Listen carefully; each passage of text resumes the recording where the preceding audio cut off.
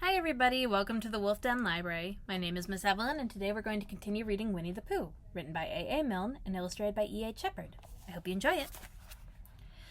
Chapter 6, in which Eeyore has a birthday and gets 2 presents. Eeyore, the old gray donkey, stood by the side of the stream and looked at himself in the water. Pathetic, he said. That's what it is. Pathetic. He turned and walked slowly down the stream for 20 yards, splashed across it, and walked slowly back on the other side. Then he looked at himself in the water again. As I thought, he said. No better from this side. But nobody minds. Nobody cares. Pathetic. That's what it is. There was a crackling noise in the bracken behind him, and out came Pooh. Good morning, Eeyore, said Pooh. Good morning, Pooh Bear, said Eeyore gloomily. If it is a good morning, he said. Which I doubt, said he. Why, what's the matter? Nothing, Pooh Bear, nothing. We can't all, and some of us don't. That's all there is to it.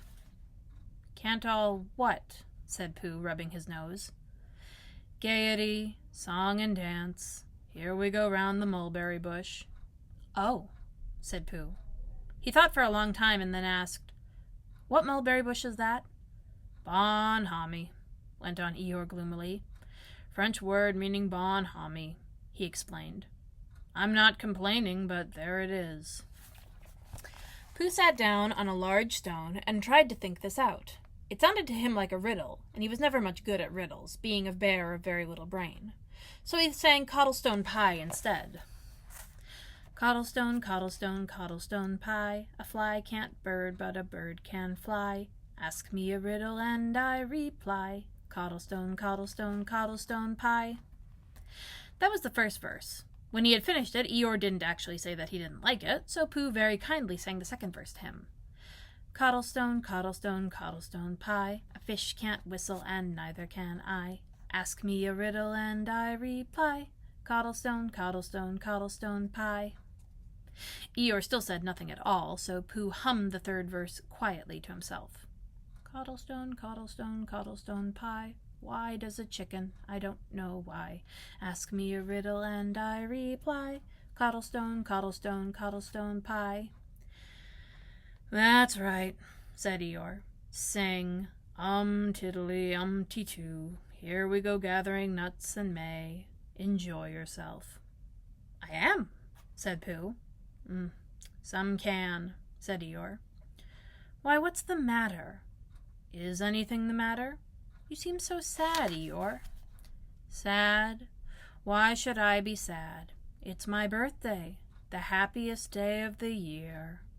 Your birthday? Said Pooh in great surprise. Of course it is. Can't you see? Look at all the presents I have had. He waved a foot from side to side. Look at the birthday cake, candles and pink sugar. Pooh looked first to the right and then to the left. Presents? Said Pooh. Birthday cake? Said Pooh. Where? Can't you see them? No, said Pooh. Neither can I, said Eeyore. Joke, he explained. Ha ha. Pooh scratched his head, being a little puzzled by all this. But is it really your birthday? He asked. It is. Oh, well, many happy returns of the day, Eeyore. And many happy returns to you, Pooh Bear. But it isn't my birthday. No, it's mine. But you said many happy returns? Well, why not? You don't always want to be miserable on my birthday, do you? Oh, I see, said Pooh.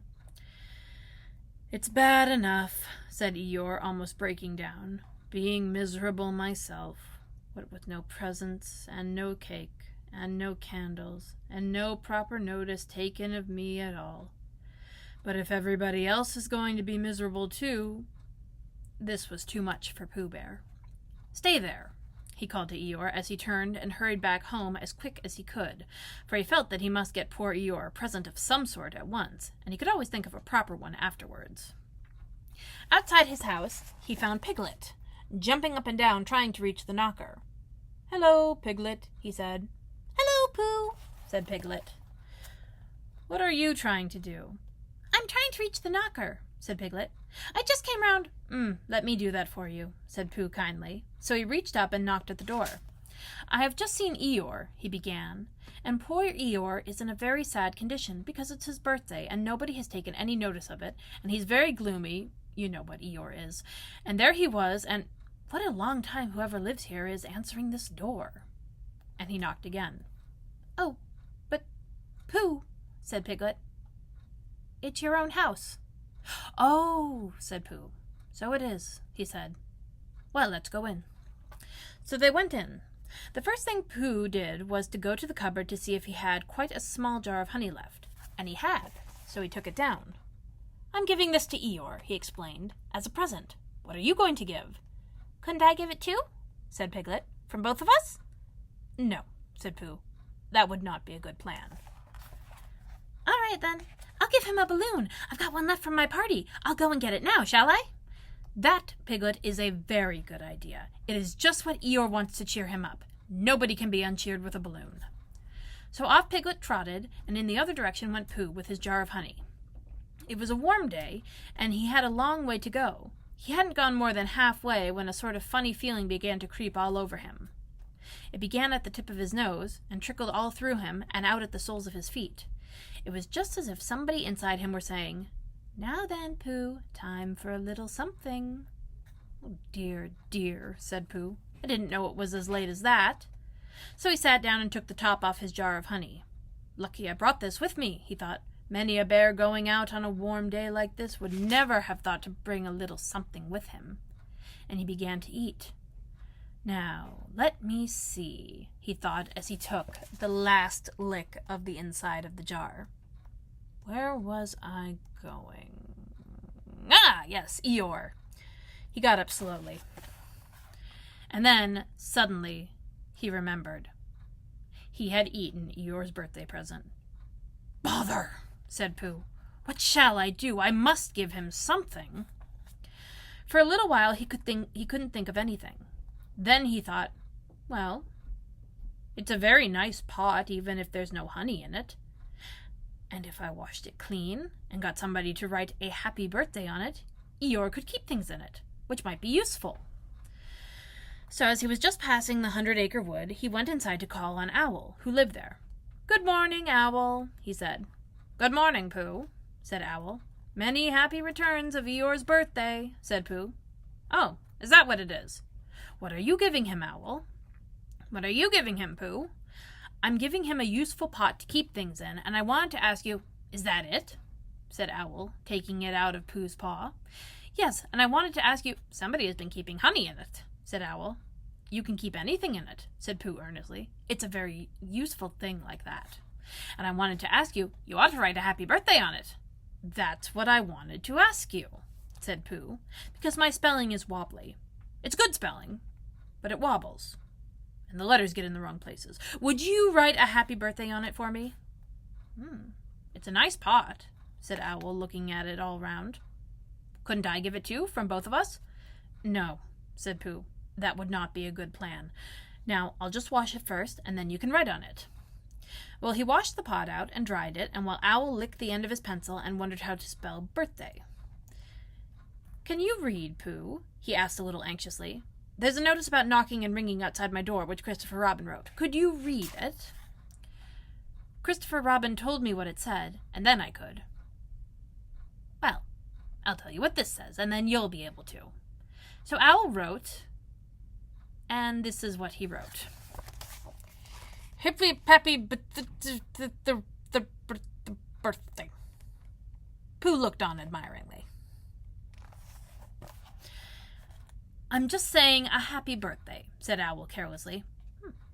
"It's a nice long one," said Pooh, very much impressed by it. "Well, actually, of course, I'm saying a very happy birthday with love from Pooh. Naturally, it takes a good deal of pencil to say a long thing like that." "Oh, I see," said Pooh. While all this was happening, Piglet had gone back to his own house to get Eeyore's balloon. He held it very tightly against himself, so that it shouldn't blow away, and he ran as fast as he could so as to get to Eeyore before Pooh did. for he thought that he would like to be the first one to give a present, just as if he had thought of it without being told by anyone. And running along, and thinking of how pleased Eeyore would be, he didn't look where he was going. And suddenly he put his foot in a rabbit hole and fell down flat on his face. Bang! Piglet lay there, wondering what had happened. At first he thought that the whole world had blown up, and then he thought that perhaps only the forest part of it had. And then he thought that perhaps only he had, and he was now alone in the moon or somewhere, and would never see Christopher Robin or Pooh or Eeyore again. And then he thought, well, even if I am in the moon, I needn't be face downwards all the time. So he got cautiously up and looked about him. He was still in the forest. Well, that's funny, he thought. I wonder what that bang was. I couldn't have made such a noise just falling down. And where's my balloon? And what's that small piece of damp rag doing? It was the balloon. Oh, dear, said Piglet. Oh, dearie, dearie, dear. Oh, well, it's too late now. I can't go back, and I haven't another balloon, and perhaps Eeyore doesn't like balloons so very much. So he trotted along rather sadly now, and down he came to the side of the stream where Eeyore was, and called out to him. Good morning, Eeyore, shouted Piglet. Good morning, little Piglet, said Eeyore. If it is a good morning, he said. Which I doubt, said he. Not that it matters, he said. Many happy returns of the day, said Piglet, having now got closer.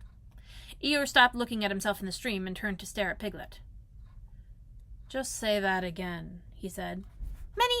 Wait a moment. Balancing on 3 legs, he began to bring his 4th leg very cautiously up to his ear.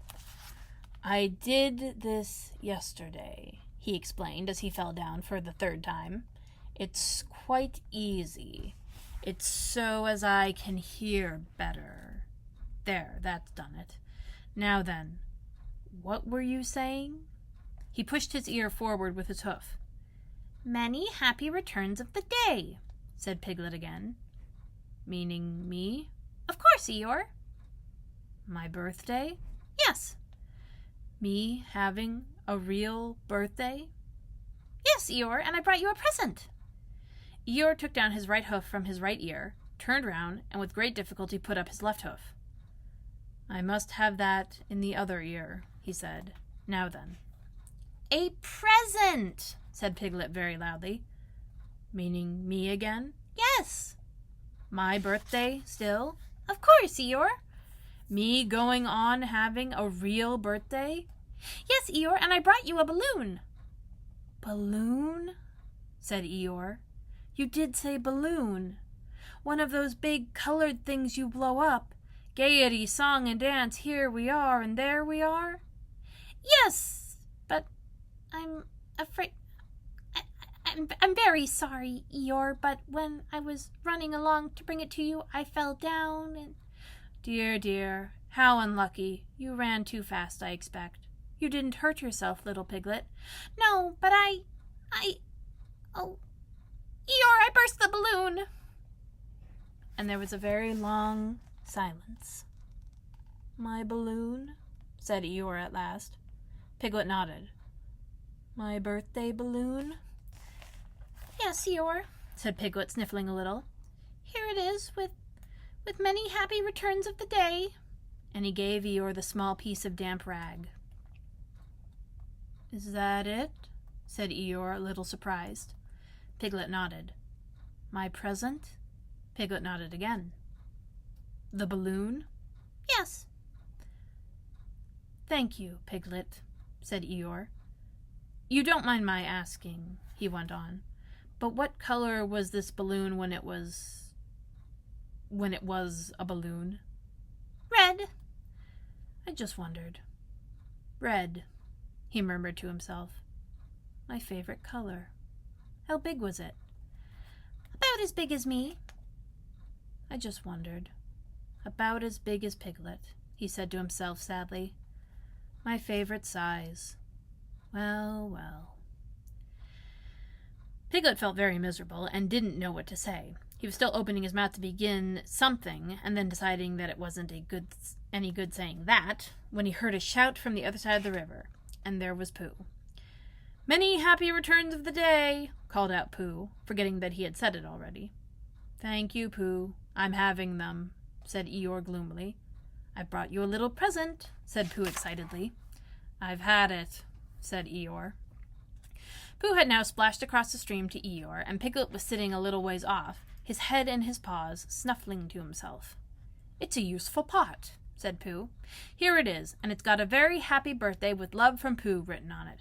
That's what all that writing is, and it's for putting things in. There. When Eeyore saw the pot, he became quite excited. Why, he said, I believe my balloon will just go into that pot. Oh, no, Eeyore, said Pooh. Balloons are much too big to go into pots. What you do with a balloon is you hold the balloon. Not mine, said Eeyore proudly. Look, Piglet.